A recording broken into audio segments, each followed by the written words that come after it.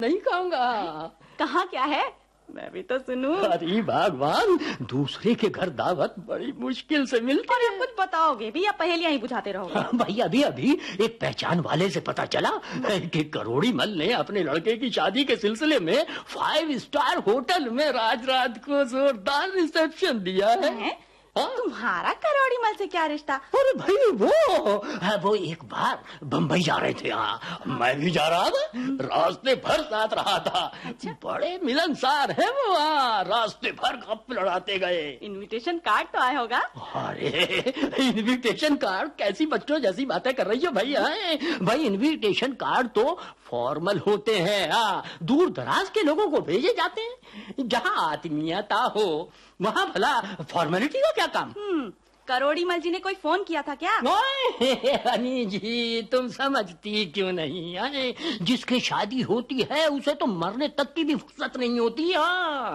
भूल गया होगा, पीछे जब मिलेंगे तो जान खा जाएगा वो मेरी। मैं तो तुम्हें नहीं जाने दूंगी। कुछ अपनी इज्जत का भी ख्याल है तुम्हें? आज भाई भाभी भाभी भाभी, अरे छगन बाबू से बड़ी गर्मा गर्म बहस हो रही है। मिस्टर मगनलाल, अब आप ही इन्हें समझाइए। किसी करोड़ी मल के लड़के की शादी का रिसेप्शन है, उसे अटेंड करने की सुबह से जिद कर रहे हैं। ना कोई कार्ड आया है, ना कोई बुलावा।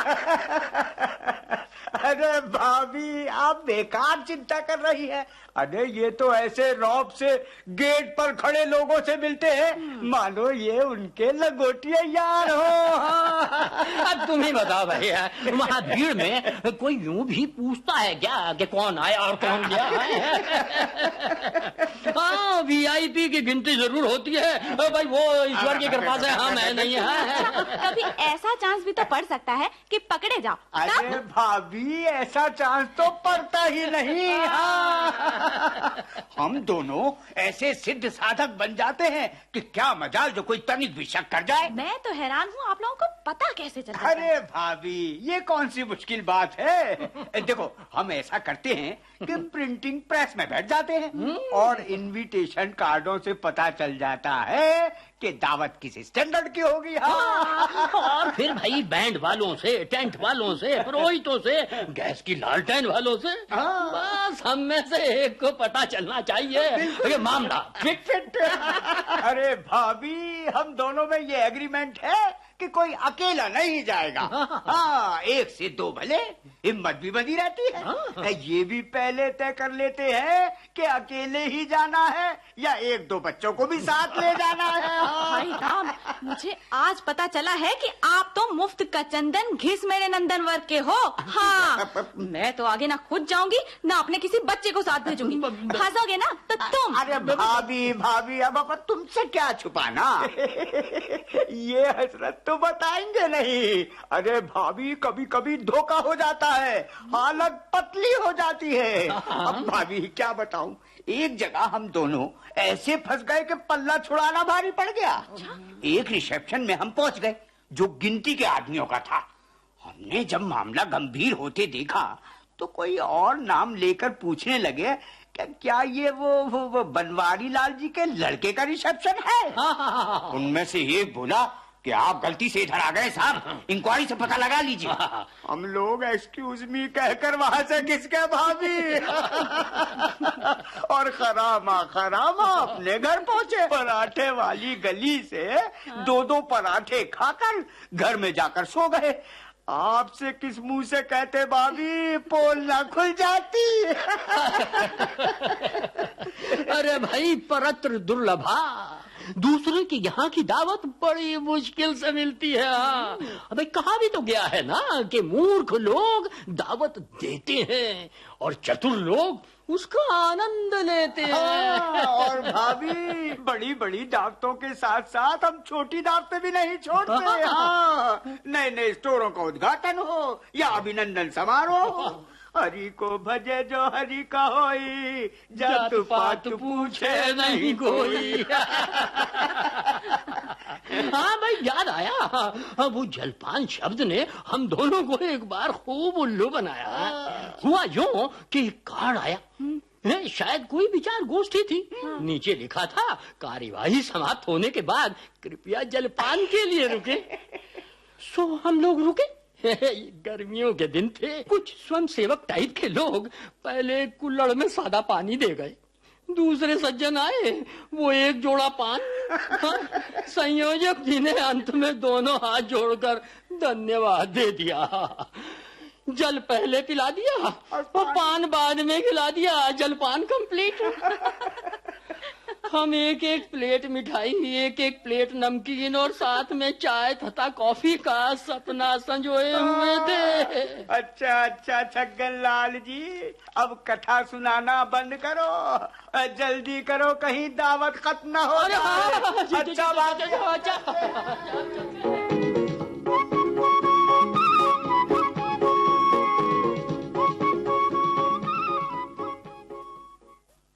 छगन लाल जी हैं क्या?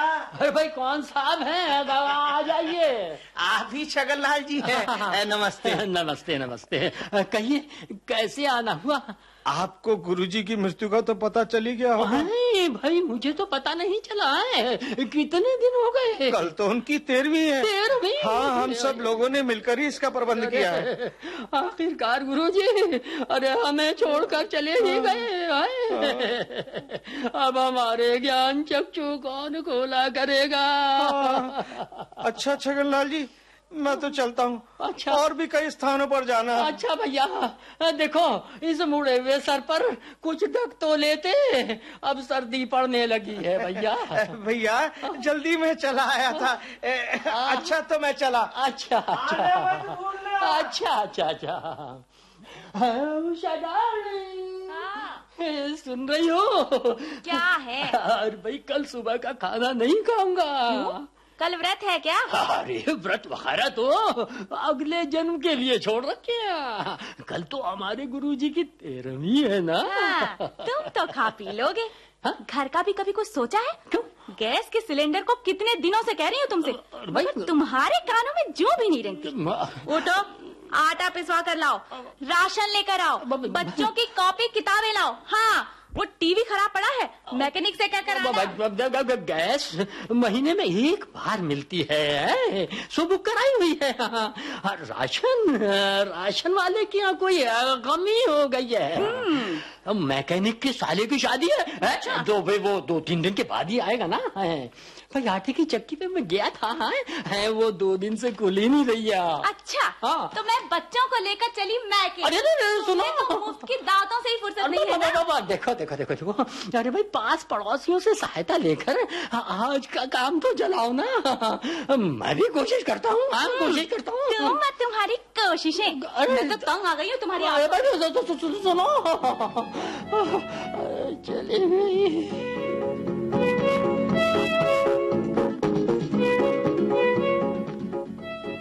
भाभी जी, मगन लाल जी हैं क्या? आइए भाई साहब, वो तो अभी अभी आपकी याद करते करते बाजार तक गए हैं। अच्छा अच्छा, बाजार गए। मैं चूल्हा जलाने को बैठी हूँ। कहीं की दावत का समाचार लाए हैं क्या? हाँ भाभी जी, वो हमारे गुरुजी का स्वर्गवास हो गया है। कल उनकी 13वीं है, उसी का समाचार देने आया था। Think of the devil that is there. लो आ गए वो। मैं तो चली, बहुत काम पड़ा है। मैं तो तुम्हारा इंतजार कर रहा था छगन लाल। अच्छा हुआ तुम आ गए भाई। अरे मैंने भाभी को सब कुछ बता दिया है। कल 9 बजे के लगभग पोस्ट ऑफिस के पास मिलना। ठीक है, वहीं से चलेंगे। ठीक है।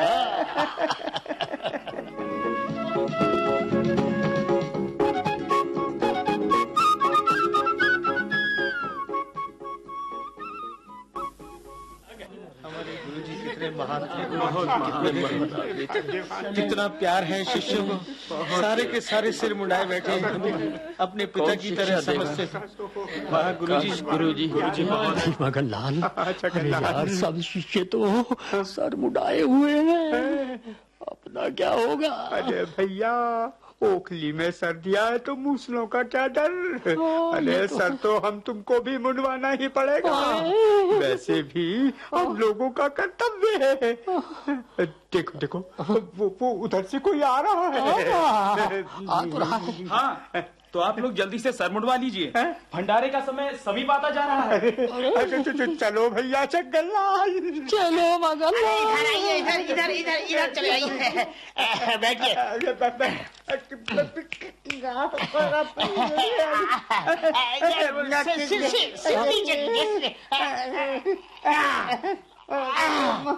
अरे छगनलाल, ये क्या नहीं हुआ।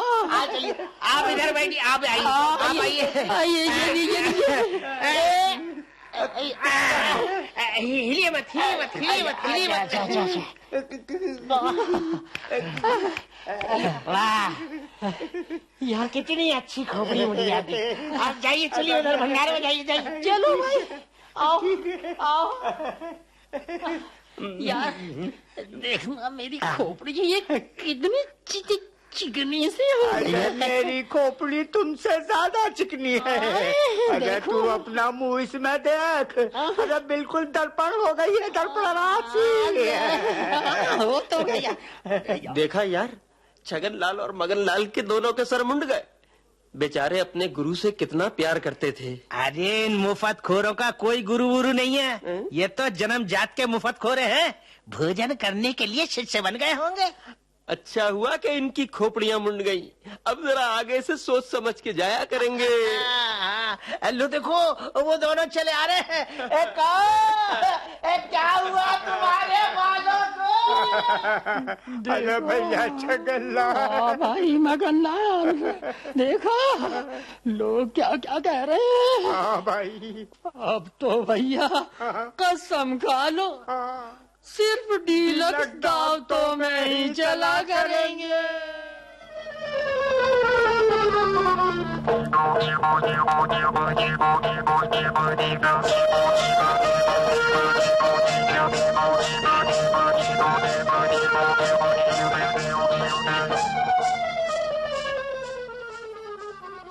तो ये थी झलकी मुफ्त का चंदन घिस मेरे नंदन।